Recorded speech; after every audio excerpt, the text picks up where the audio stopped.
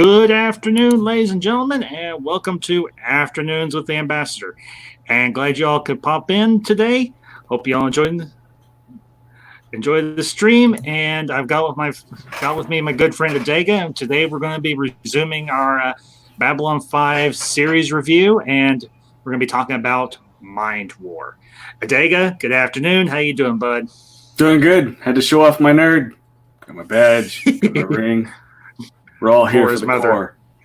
Cora's mother. Cora's father. They consider me an orphan. This is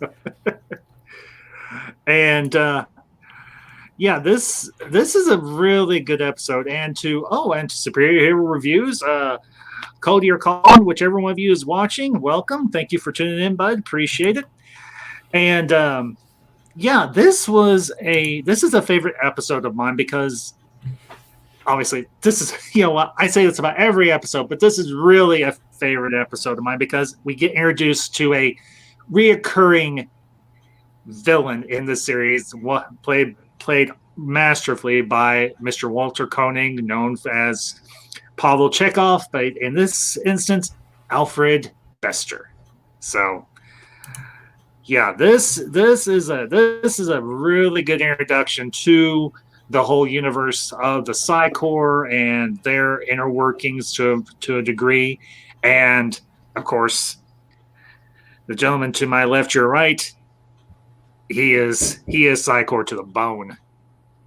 Absolutely. Well, I just the lore in general, but I do love the Corps. My favorite, we'll get to that later, happens to be the I can't even think today. Wow. The Techno Mages. But I do love the Corps. Yeah. And to Fiddle Wolf, welcome, my dear. Glad to see you. Glad you could pop in this afternoon. Hope you enjoy the stream. And Adega, let's just jump right into everything. Where you want to begin on this episode? I want to do history before we even get to the episode. Sure. Yeah. We go back in B5 history. I can actually look up the actual dates because I have the record of everything. Yes. It was about, in their time, about 400 years ago, that on Venus, the Vorlons had set up a hidden base. And they started manipulating with the genetic code of humans. They know humans were going to be important. So part of the process was taking your average human and then giving them psi abilities, the ability to read and project thoughts. And it took many generations, and they actually removed some humans and put them on a different world and did experiments on them, unthinkable things. But eventually they got it right. And as these people started appearing in the general population, people became terrified, especially business owners, government people. They thought there's no secrets. We got to put a lid on it. And so that's when the Psi Corps was invented, where everyone who had psionic abilities, psychic abilities, were put into a corps, put under strict rules, and they were regulated very heavily. Well, whenever someone has a little bit of power and the ability to hide it and use it, they did. So the Psi Corps didn't stay put, unbeknownst to all the regulars, or what the Psi Corps, they call them normies. There's a couple other different names that they had for them. Mundanes. They didn't realize, mundanes. That's a real good one. That one shows up a lot.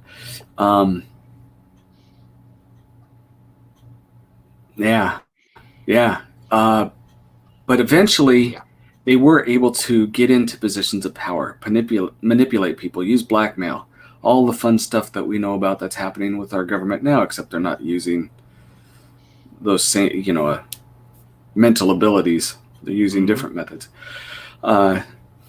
So we get to the point where we're at Babylon 5, where this Psi Corps They're supposed to be respected. They're supposed to be servants of humanity, where you use them for different aspects of business, make sure people are honest, investigate certain things. They can use them to find killers, change people's minds that were killers. We'll learn about that later. Some of the coolest episodes involve that. Yeah. So that is one of the big things about the Corps and about the Vorlons. We find out they've been monkeying and manipulating with humans for quite a long time. Well, another thing about the Corps is they like to experiment on their own people and do things. That's what this episode is mostly about. Yeah, with Jason Ironheart. And you've got the opening of this episode where you have just a seemingly unknown transport being chased by a pair of Black Omega Star Furies. And they're sporting the Psy-Corps emblem, and unfortunately, up until this episode, we don't know what that symbol and everything that my friend over here is sporting rather ostentatiously even means. And what we have is this scene where these two Star Furies are basically just go poof, bye bye. They're just evaporated into nothing. And then you've got that shot of, who we come to find out later is Jason Ironheart. And then, of course, you've got the introduction of, as I said, Alfred Bester, Psy-Corps or Psy-Cop extraordinaire, and all around just a fun-loving guy, in a manner of speaking. And I know a lot of people say this character was a jerk, and he was, let's be honest. But the thing is, he was a very good villain and played very, very well by Walter Koenig. And I love how they do that little cheat where they just have the people responding to him where he doesn't even say anything. It's all just... That was... In one of the books, it has to deal with the Psy-Corps. There's a trilogy with the Psy-Corps, and it starts when he was orphaned and then put into the Psy-Corps, and he was always the loner. He hated people. Not necessarily hate outright, but he hated being around them. He didn't trust anybody. He was completely self-serving. He had his weaknesses, trials to overcome, but the novelization of what Koenig represented was right on the money. They nailed the personality of some kid who was a loner, was given power, and how he enjoys toying with people with it. Yeah, very true. And you've got his associate. What was the name of the woman that was with him? I forgot. It's all right. I forgot too. But she comes off as like just about every single representative of Psy-Corps. It seems like a pompous, arrogant jerk, particularly the Psychops. Because every other Psychop that shows up with Bester is a pompous, arrogant jerk who just looks down there like, I can read your mind. I'm so much better than you. I'm like, yeah, thanks. And the only decent telepath that we ever meet, even although eventually she does kind of go a little rogue, is Leah Alexander. No, we actually, in season 5, we meet a ton of them. We find out at least half of them are sympathetic with everyone else. They didn't like the ideals of the Corps. Yeah. Jess is right. Bester isn't a villain. He's a believer. That's actually that's not a bad way of putting it. That's not a bad way of putting it. Yeah, and I can respect that perspective. I mean, he's played as a villain by and large. I mean, there is a couple of episodes where he is somewhat sympathetic, particularly when they're dealing with the fact that he has a lover who gets taken by the shadows. And I'm thinking, gee, you're supposed to be a family man and you've got a lover. Yeah, that's real upstanding. Way to go, bud. Makes me think you're an even bigger slime ball. Well, in the ideals of the Corps, it almost fits because his marriage wasn't out of love. He even admits it. It was an arranged Corps marriage specifically for breeding more powerful Psy-Corps personnel. And you think of nations now where people become patriotic or devoted to the cause of liberty or what have you. These guys were the same way, except they were indoctrinated as youth, very much like a fascist Nazi type thing, where you do what you're told, you go where you're told, and we do it because we love you. Yeah. And that's what he believed. And the mundanes were people that were not really people in his mind. They were a bygone of evolutionary inferiority. Yeah, except we aren't so bygone because it's eventually what happens with us is we evolve to the point where we turn out to be like the Vorlons. We can shift between between a corporeal state. I could respect that. Yeah, he's like Jack Bauer. The ends justify the means. Oh, absolutely. I could see that. Yeah. Sounds like he read the book. Just read the books. He might have. So, but yeah, the other interesting thing about this episode is you have the interplay between Ironheart and Talia Winters, and you find out some back history on her as well. And I think she's talking to Sinclair or anything at one point, and she asks him, "Do you know what it's like when telepaths make love?" And he's like, "No." And she's like, she describes it. I think her description is actually very beautiful and a very well stated thing. You drop every defense, you let everything in, you let everything. I hope this doesn't sound gross to anybody. We're all adults here. You let all the walls down, and you're completely exposed to one another, and it's a really cool moment. But this episode also brings up an interesting idea about how far is too far when you're dealing with experimentation amongst human beings, in particular telepaths. Because the thing that Ironheart tells, I think Sinclair, and even tells Talia, he thought they were wanting to do it or anything to like do construction or defensive shields or whatever, and instead they're wanting these telepaths to learn to move smaller things and what have you. And you see just how much of a heavy toll it takes on him physically and mentally. I mean, this guy has quite literally been torn apart, in the manner of speaking. It is in the process of being torn apart, but ultimately he's going to transform into something that is like a leapfrog in human evolution. And to those that are coming into the chat, Mountains of Elysium, welcome. Glad you could tune in this afternoon.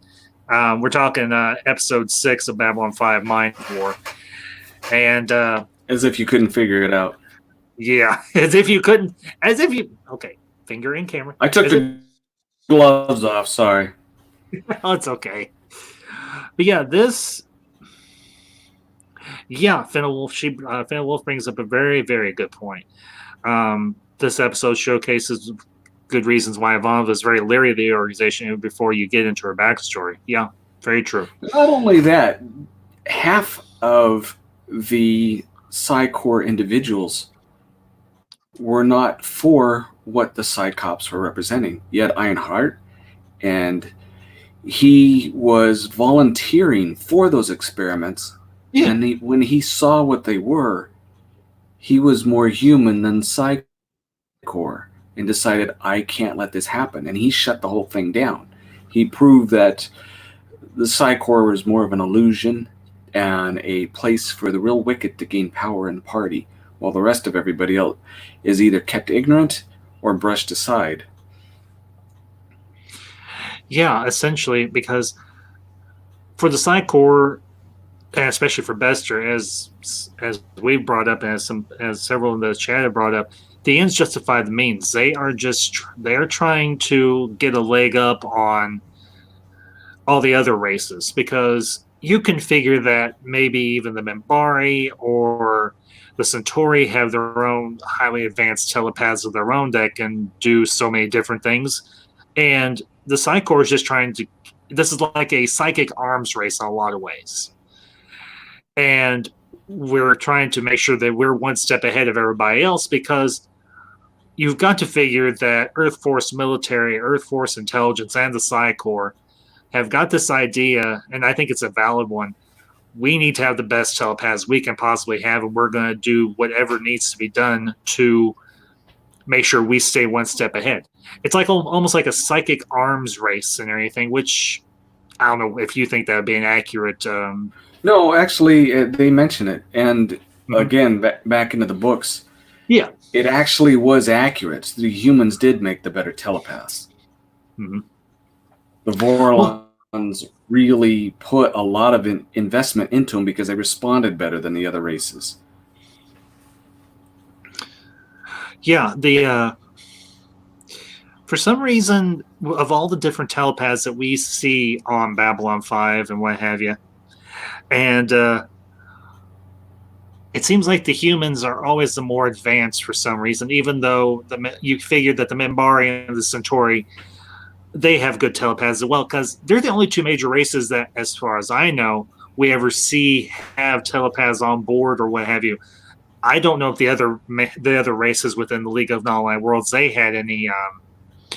Almost all of them did, except for the Narn. Okay, I wasn't sure about that and everything. That's where you come in.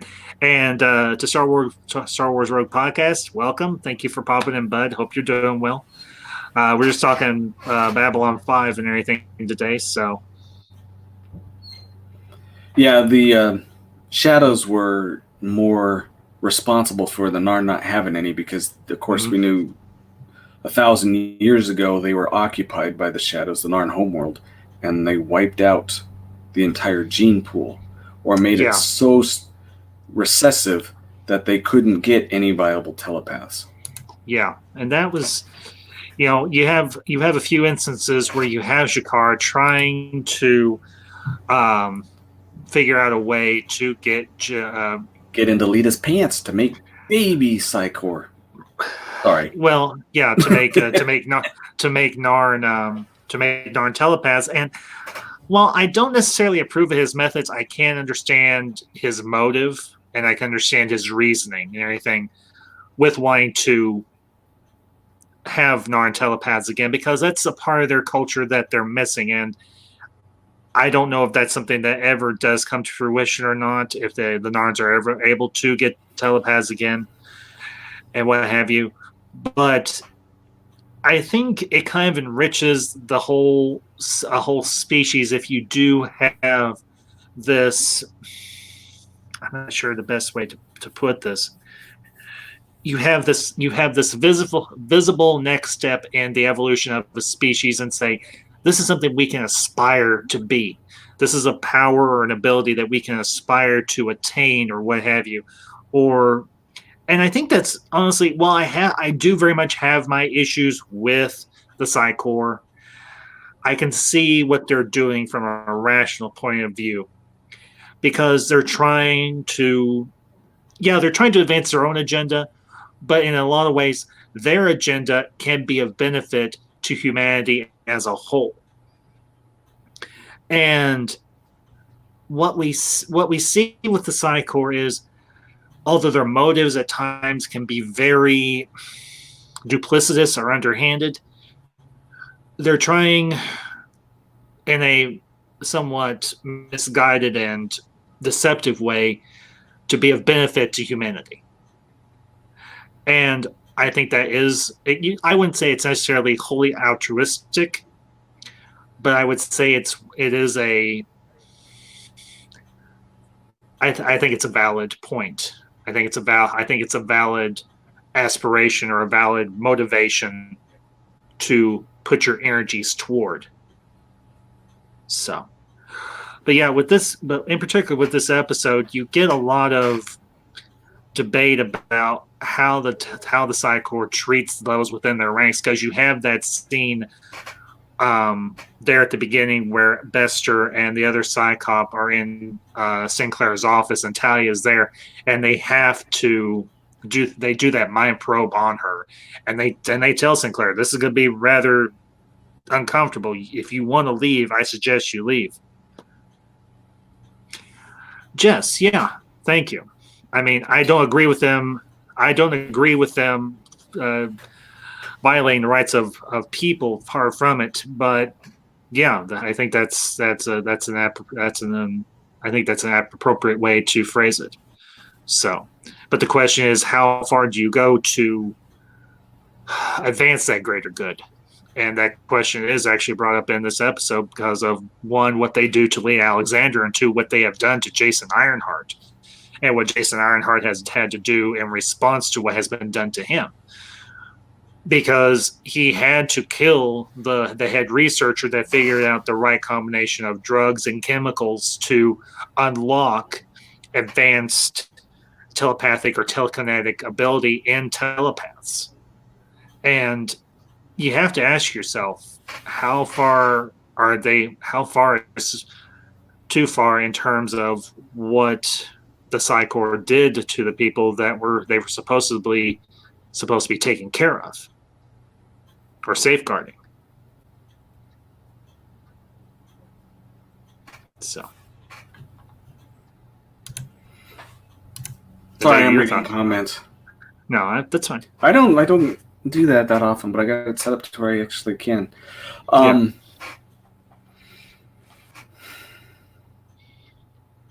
There was a scene when you just mentioned where the two Psychor came in and did their business. But when they first came in, Bester hit Sinclair's mind and started answering his questions and talking to him in his mind.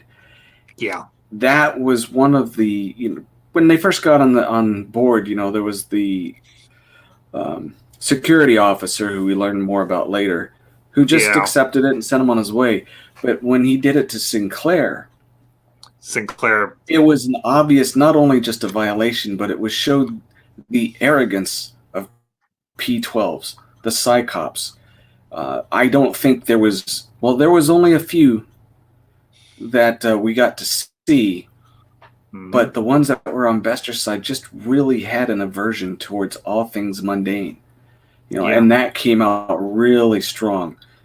So until we see Byron, who is a Psychop but a humanitarian, it makes the impact of his character later on that much more refreshing, as opposed to the leadership of the Psychor always wanting to put their boot on the throat of anyone that's inferior to them and use them for whatever means they wanted.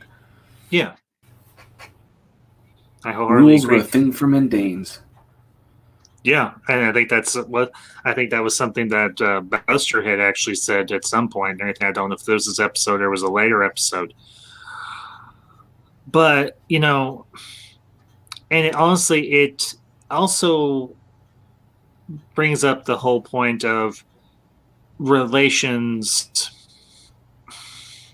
interpersonal relations within a society, because you've got a seemingly superior, or let's be candid here, a very clearly superior culture or society within our own society. In this case, telepaths that see normal people as inferior. But the thing is, even Psychops have their own inferior characteristics or traits or what have you.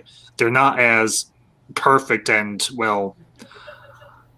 altruistic as they may think, because just because we don't have this just because the other humans don't have this added ability doesn't mean they don't have their own worth. They very much have their own worth, and it's just the fact that you've got the leadership structure and everything within Psychor that says we are to treat all our own as they are so much better than everybody else in the world, and even other races.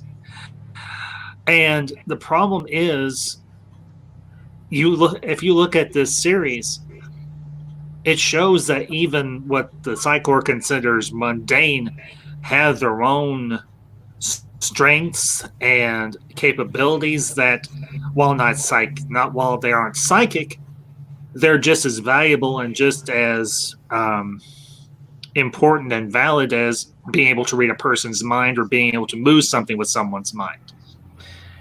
There's a lot of parallels with now.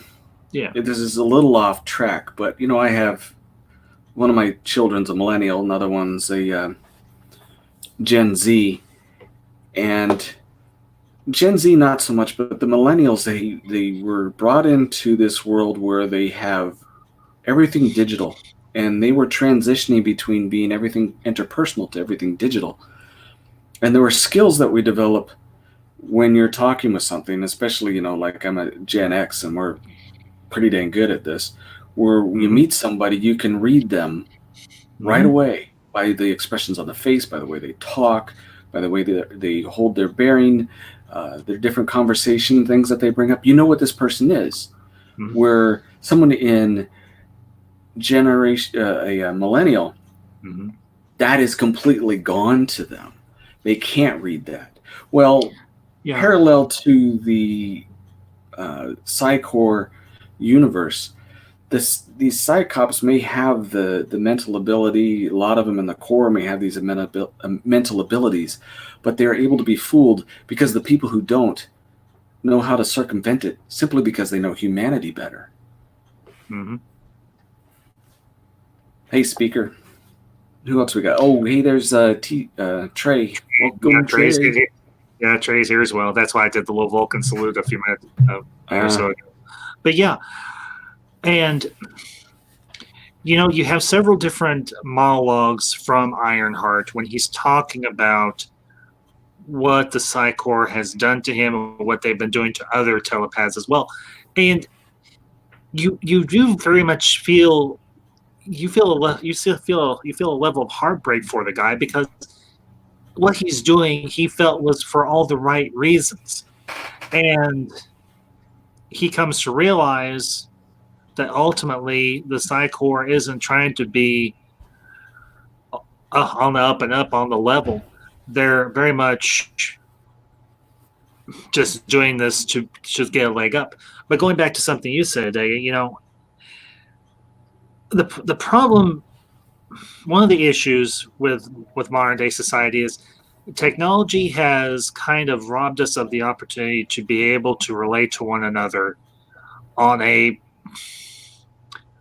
when I say personal level, relate to each other in a real space rather than in a virtual one like here.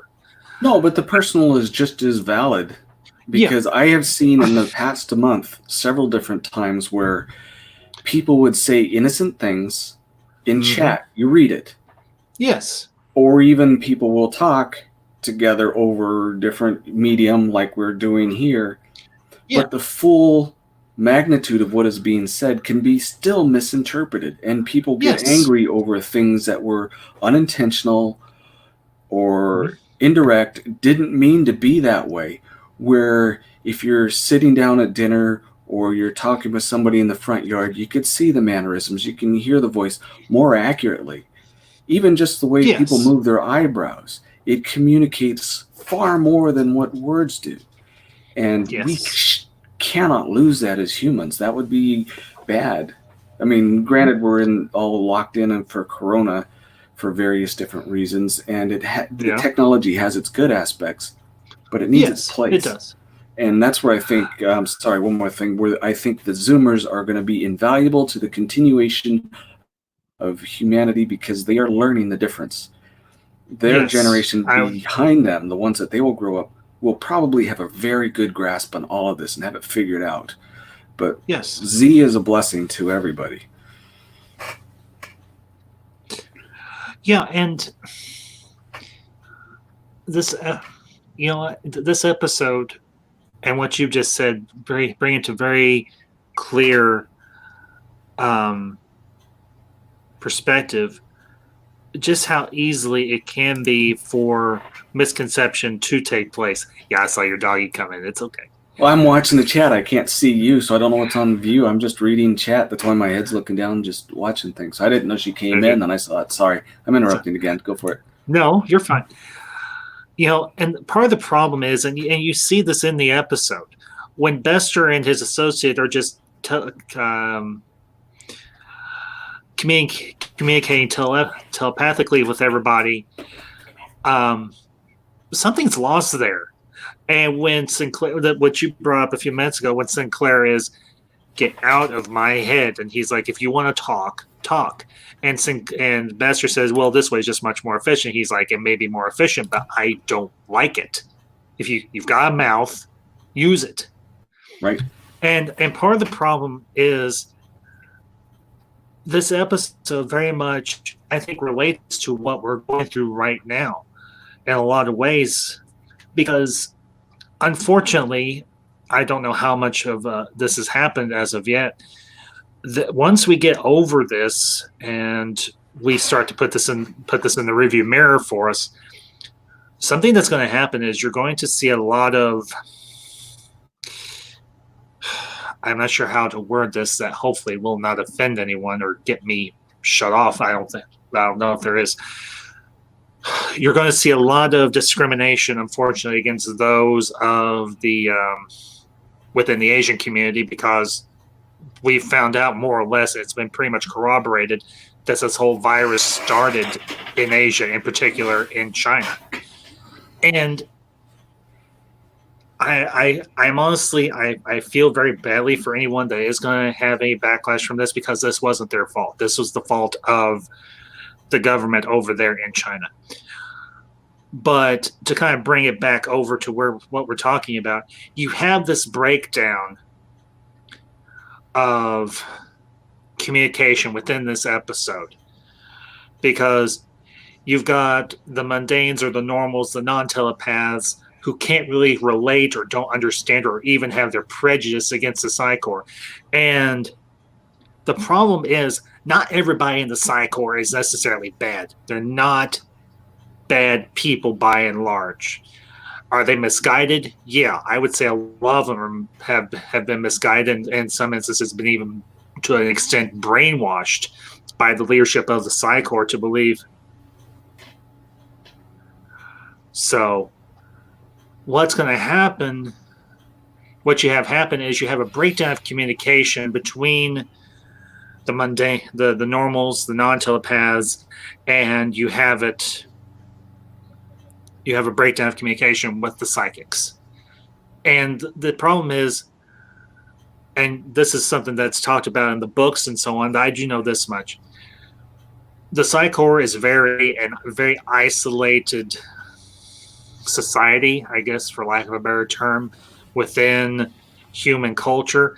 And the problem is, there is this mistrust and this misunderstanding about what psychics, what telepaths are, and everybody else within human society, has this mistrust of psychics. So the Psi Corps ultimately was formed in part because of this.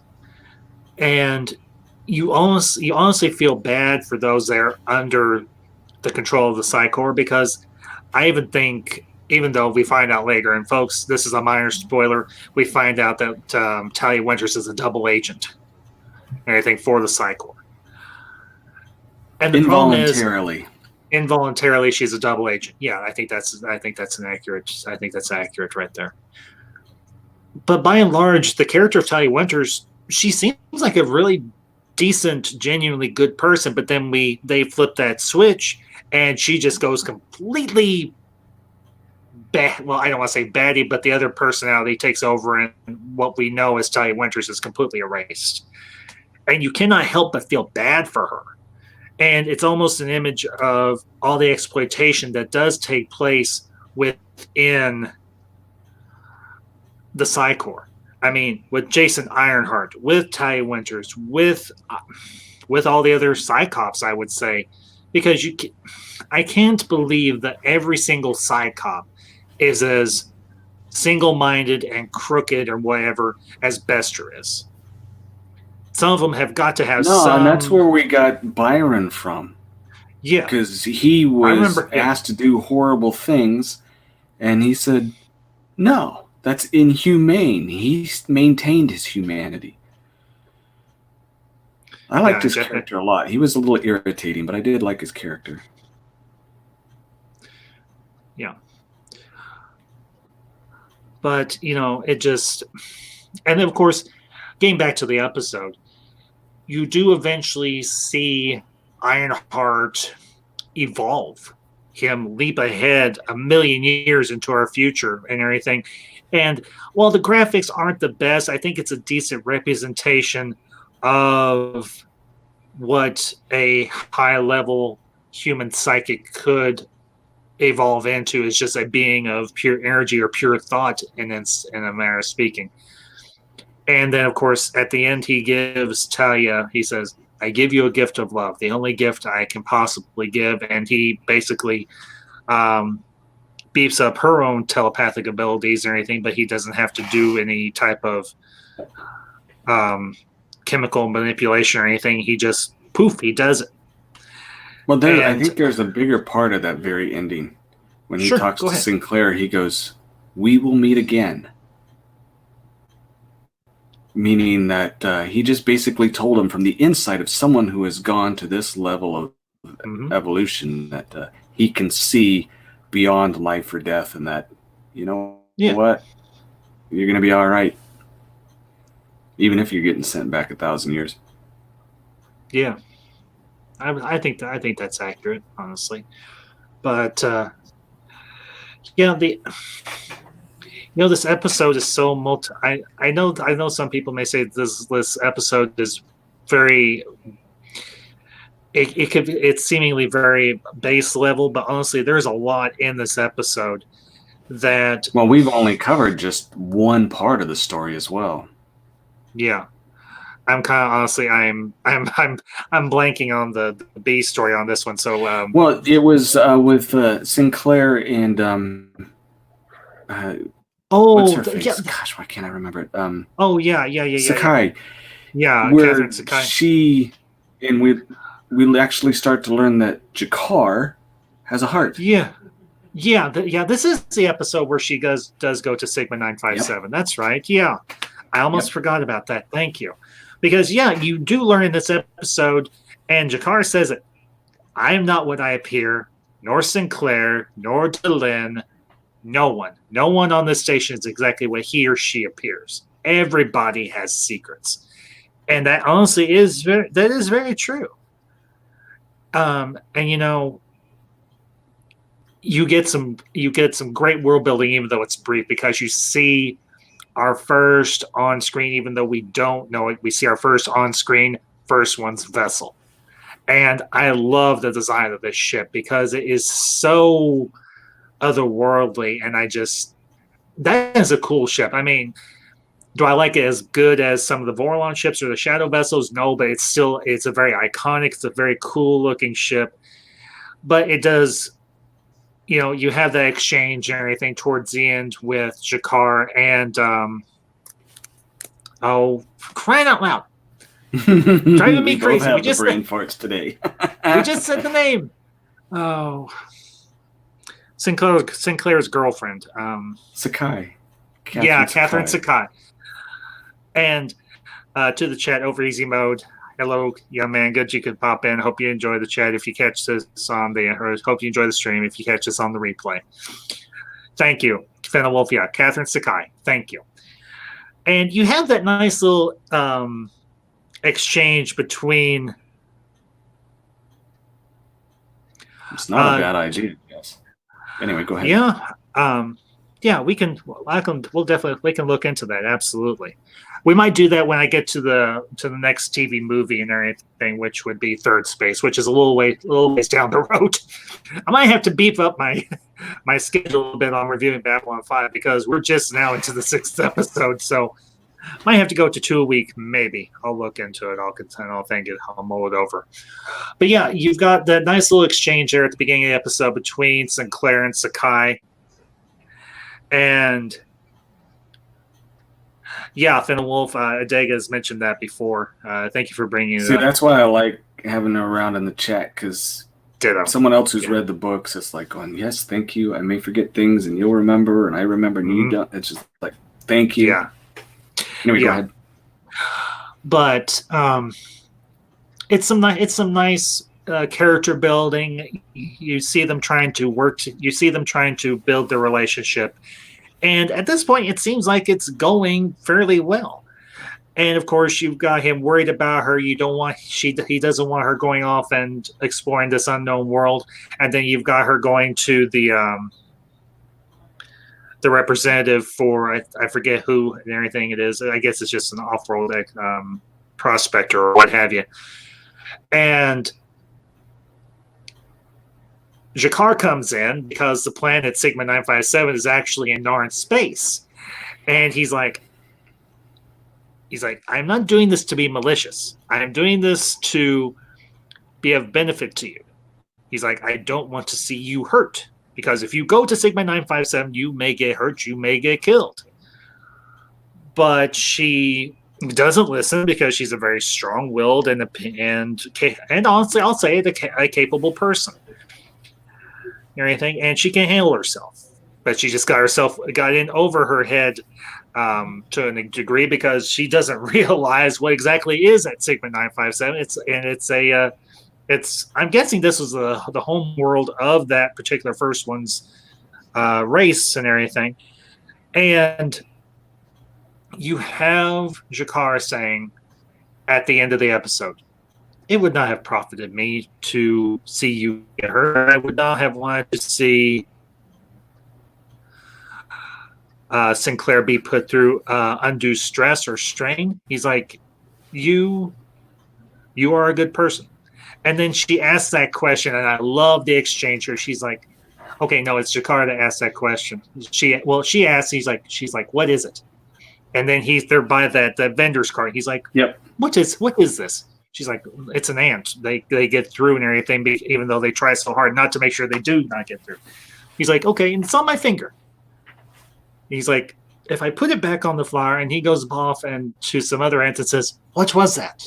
She's like, okay. She's like, that's what that was. We have no idea who they are or where they came from. Far from it. But we have tried to communicate with them, and we have failed every single time. Well, whoever they are, whatever their purpose is, they must do it alone. And we can either get out of the way or be caught underfoot. And I love that whole line of dialogue from Jakar because it's world building. It's telling you there's something older than everything else that we see on screen in Babylon 5. And we'll get hints of it later on and everything, particularly when we get into season 2 and then down the road with the Vorlons and the Shadows and all of them. But yeah, that one part of the story is honestly, I think, is a great little piece of world building. It's a great perspective on Sinclair and Sakai really trying to make their relationship work this time, and it's a nice B story. It's a good, solid B story for this episode. I wouldn't consider it a B story as much as granted, it had maybe even less than a third of the screen time. Yeah. But the impact to the overall arc, I would say, is just about as equal as it is to the Psy-Corps. Because I would agree. Yeah. The whole almost the entire fourth season, a good chunk of the third season, is about these great forces that exist beyond the lifespan of these other races. Yes. That have been around and have been monkeying in space, doing this and that and the other, making mistakes and manipulating different creatures for their various dubious ends. Except we don't know about them. All we know is that if you're in their airspace, when they come around, you're doomed. Yeah, and actually, it's inadvertently. They didn't do it to be malicious. It was just a side effect of their technology. Right. And, we figure out that the species of Sigma, or the race, the first one's race of Sigma 957, they got a little bit of a beef with the Vorlons. We don't know why, but we just know that they do. And we're thinking, someone has a beef with the Vorlons? I wonder what they could have done. There's a later line, and you don't understand the full impact of it, but Straczynski was very wise when he did that. When Sinclair was going off to Babylon 4, and he left a message for Garibaldi, and he says, in a serious tone, stay close to the Vorlon. Well, knowing Garibaldi and how he thinks around everything. It's never straightforward. He looks to corners and above and below so he doesn't get in trouble. Mm-hmm. Keep your enemies close, or keep your friends close and your enemies closer. And that's how he read that. Doesn't say it in the show, but in the books gets into it. And he goes, okay, from now on, we're watching those Vorlons. Well, and I can understand Sinclair's hesitation about the Vorlons, but I would say that the one truly decent one was Kosh. Yulkesh, that's a different story all in of itself. But I think Kosh was the one truly, I don't want to say Kosh decent. Was a reluctant hero because it took a lot to get him to move. And granted, he knew he was putting his life on the line, but still, yes. You know, where you go to any Marine, you go to anyone in our military, even most civilians, I won't get into my case, but, you know, there are things where people are put on the line, and what are they going to do? The right thing and risk their life, or are they going to stand down? And the vast majority of people, when they're put in those positions, at least better than half, are going to do the right thing. Now, with the Vorlons being so old and everything else, you know, they really did have a disdain for everybody else. You do what you're told. But Kosh showed that he was more like everybody else. The millions of years that he existed didn't take away his grasp on what it meant to be part of a community of the universe. Yeah, and Fenwolf brings up a very valid point. Kosh knew what Sinclair knew. In a lot of ways, that is true. At least to a point and everything.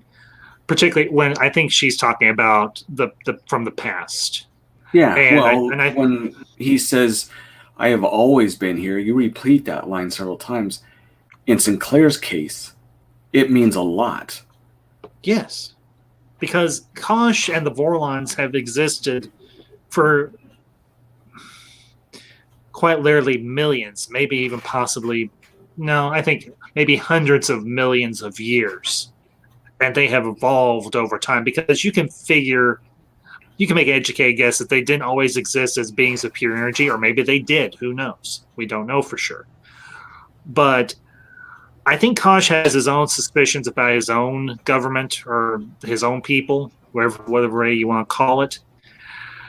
And I think he knows that if things go sideways too much, his own race could go haywire, which we honestly see in season 4 of Babylon 5 when the Vorlons do go, as I think it was Malari says, the Vorlons have gone mad.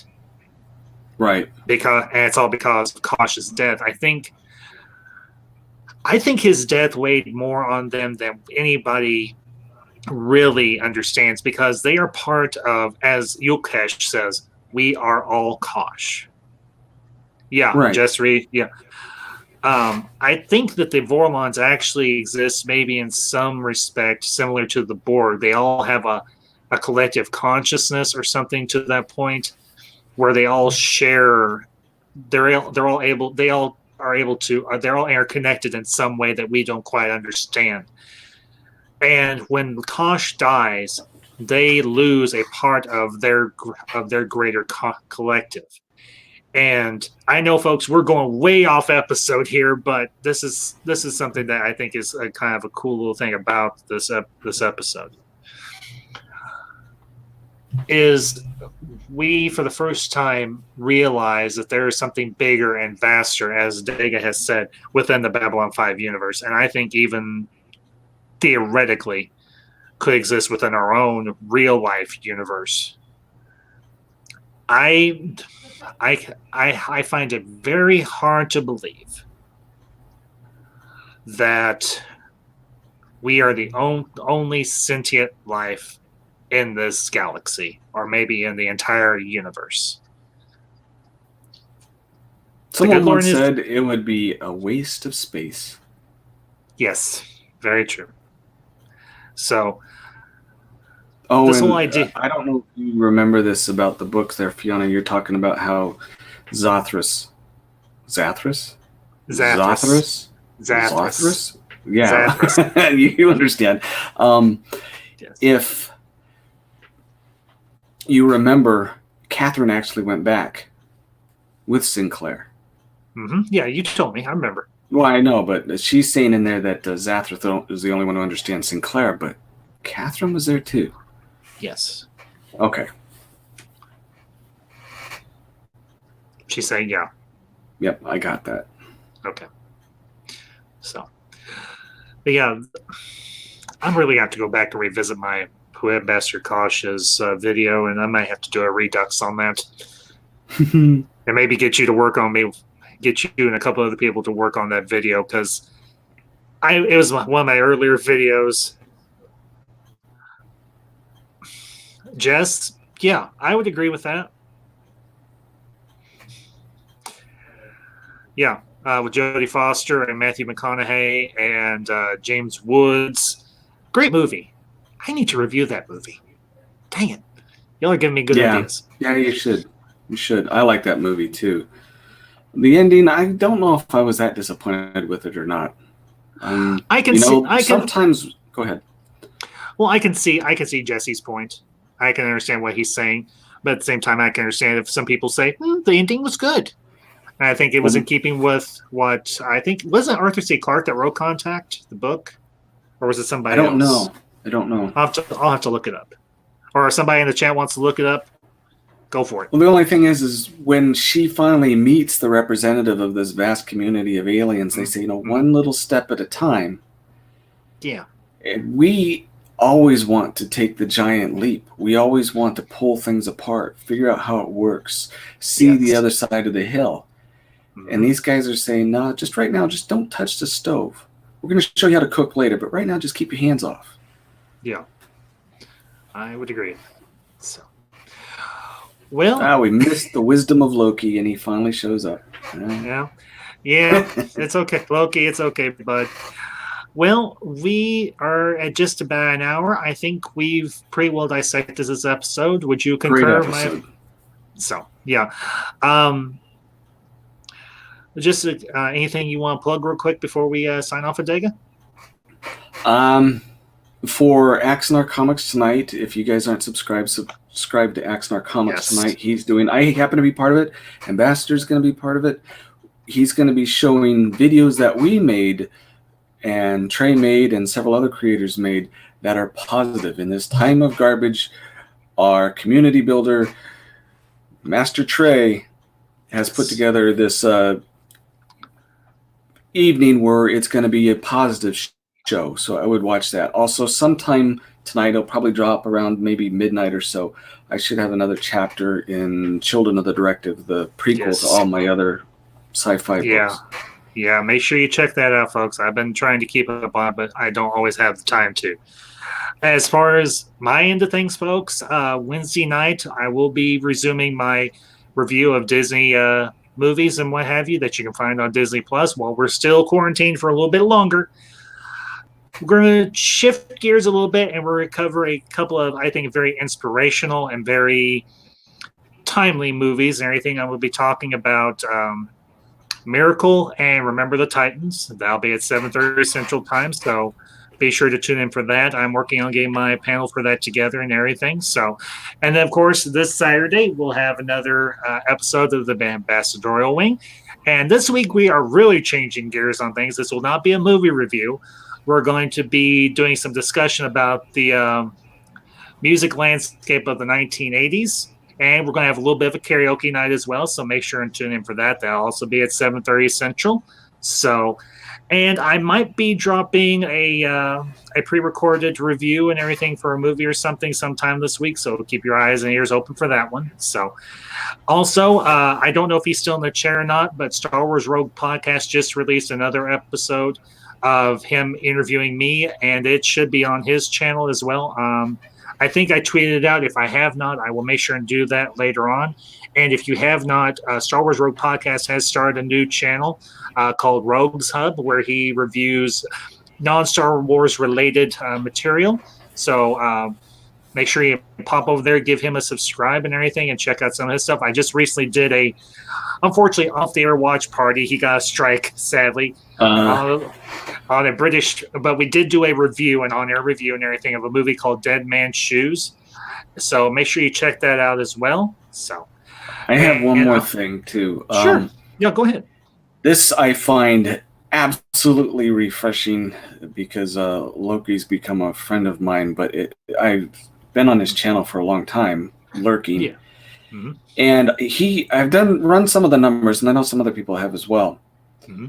It says a lot about what he's doing. He has just over 300, almost 3,500 subscribers. Mm-hmm. And yet his morning show has an attendance of over 10% half the time. Where even the big channels, when they're doing live streams, they don't get those numbers. Yeah. People are coming back to watch your show, even though it's early in the morning. So yes. If you guys are up, or it's worth getting up, get up and listen to him, listen to his guests. It's a great show. Some are rants, and like today, he was talking nice things about people, and he's just another one that says, you know what, enough of these negative shows, enough of these negative things. Let's build our community. Let's stand together. And that's part of the reason why I'm with you, Ambassador. We're standing together talking about good things, making the community better instead of always dragging each other down, you know? Talk about what you love instead of bashing what you hate. And I will say this. I think this is the only thing, one of the few things I take away from The Last Jedi. It's not about destroying what we love. It's about destroying what we hate. It's about saving what we love. Yeah, and it's okay to be upset that something that you loved as a child, mm-hmm. the IP has changed. Yes. In some cases deliberately just to fit a small little narrative. It's okay to be upset about that. Yes. But it's also okay to celebrate what's new, what's good, what's old that's good, and help build things in the future. So, yeah, absolutely. I agree with you wholeheartedly, Dega. So, well, folks, for all of you who have been here through the stream, thank you for tuning in. For those of you who will catch us on the replay, hope you enjoy. As always, if you have not already, hit that like button, share this out, and if you have not subscribed, consider subscribing. I'm almost at 260 subscribers. I think I'm on pace to maybe hit 260 before the month's end, maybe even 270. Who knows?